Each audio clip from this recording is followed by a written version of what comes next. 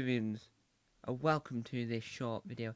Today we're talking about brilliant companions. Now this is similar to the amazing TARDIS from a previous video because this is about a question that was given I wanted to talk about from a quiz show that I don't think would have worked as the title, so brilliant companion works. So there is a British TV show called Richard Osman's House of Games. Now the concept is a random selection. So Richard would randomly select a game that would be played, and there's five.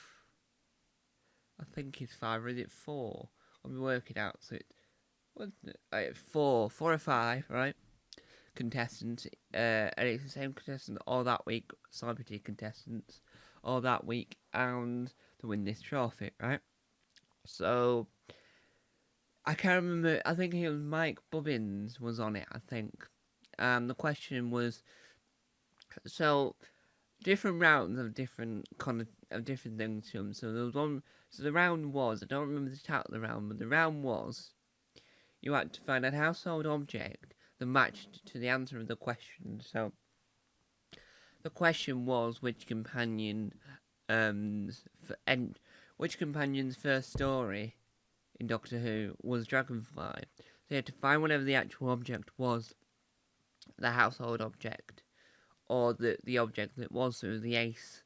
So it was the ace card, or a deck of cards. It didn't matter if it was a club or a diamond or a heart, whatever.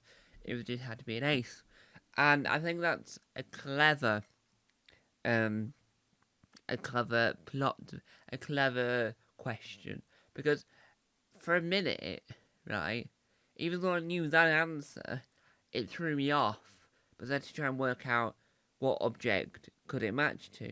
Because an ace of hearts, ace of diamonds, ace of clubs, ace of spades is a little bit too ambiguous, a little bit too out there, because obviously the questions look like they want a standard object, or an object that could be anything really, in hindsight. So it went, ooh, and then I went, oh, I get it now, because I knew that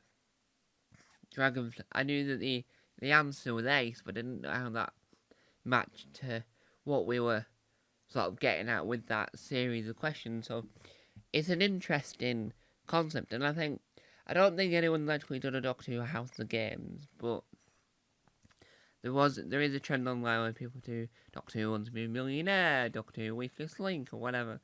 So I think that this would work, but I think this question in itself, none of the contestants actually knew the answer, right? Which isn't that shocking, because you have to have seen Doctor Who, you have to be a fan of Doctor Who, you have to be able to retain the information about Doctor Who. So I wasn't expecting Mike Bubbins, who's massively into sports, to know the answer at all, right? It's not anyone's fault. I haven't got an issue with anything of it. I just don't think I would have expected him to know the answer. But overall, it's an interesting, it's fascinating, it's an absolutely brilliant, I'll say it one more time, an absolutely brilliant question. So, there we have it. That was Brilliant Companion. Now, this series where I do blank will not be happening ever again. This is the final episode of Brilliant Companion or Amazing TARDIS. These two, where the title really doesn't say what this video is never gonna come to light ever again. We're never doing that again, due to the fact that I don't like to repeat myself too much.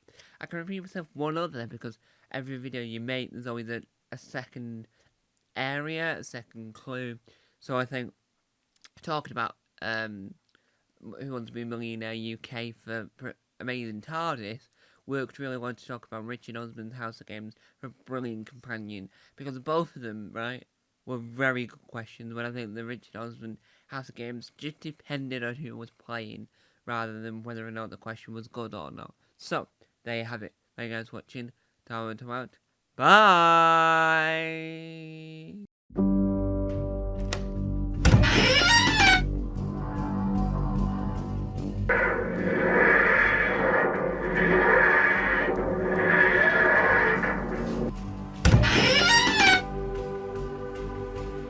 Don't forget to subscribe to the official Tom Mason YouTube channel.